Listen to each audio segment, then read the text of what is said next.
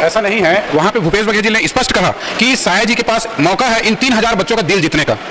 विपक्षी पार्टी क्यों इस चीजों को बोलेगा? क्योंकि उनको पता है कि ये राजनीति का विषय नहीं है, ये 3000 परिवारों के घर का सवाल है, पेट का सवाल है।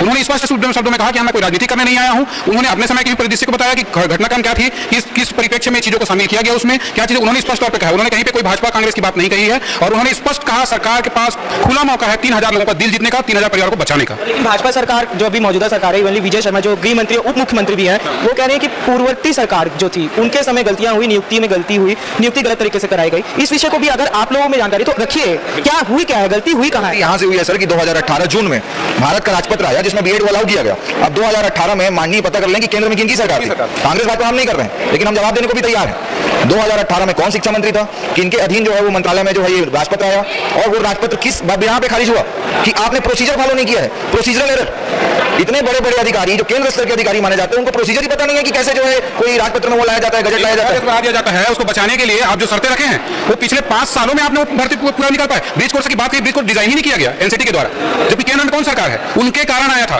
कोर्ट का स्पष्ट वर्डिक्ट था कि किसी संस्था के द्वारा, उनके कमिटियों के द्वारा नहीं बनाया गया है, एमएचआरडी मिनिस्ट्री के लेटर के कारण बनाया गया है। एमएचआरडी मिनिस्ट्री कौन चला रहा था उस समय? 2018 किसकी सरकार थी? विजय शर्मा जी को अल्प नॉलेज है इस संबंध में, कृपया वो 2018 से सिलसिलेवार निकाले, हमको समय दें, उनको नहीं पता हम जाके बताएंगे। और समय आप लोगों को मिल नहीं रहा है जैसा मिलना चाहिए। यदि उनको लगता है कि ये कांग्रेस की गलती है तो हमको बुलाएं ना, हम बताएंगे 2018 से किस प्रकार से नियम में बदलाव आया, किनकी कमियों की वजह से ये नियम बनी और कोर्ट ने क्यों खारिज किया। अगर ये कांग्रेस की गलती होती तो मध्य प्रदेश के बच्चे क्यों फंस रहे थे?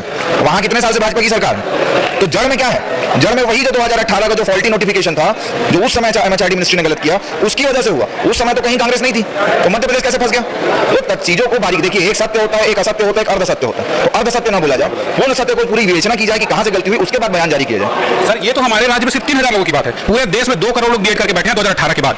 उनकी परिवार को क्या हो गया? लोग आत्महत्या कर लिए, क्योंकि कोई व्यक्ति खेत बेच के बीएड कर रहा है और नौकरी के टाइम में बोला जा रहा है तुम्हारी डिग्री रद्दी है, तो क्या करेगा? आत्महत्या नहीं करेगा। तो इन चीजों को संवेदन, लोकतंत्र में संवेदनशीलता सबसे बड़ी चीज होती है किसी भी चुनी हुई सरकार के लिए। इस चीजों को देखना चाहिए और 2018-2023 के बच्चों को अलाउ किया जाना चाहिए, क्योंकि सरकार की चूक है, नीति निर्माताओं की चूक है। और यदि ऐसी होते रहे तो नीति निर्माता भी मरेंगे एक दिन। ऐसा नहीं है, ये जनता खुद अकेले नहीं मरेगी, जब आग लगती है तो हर जगह आग लगती है।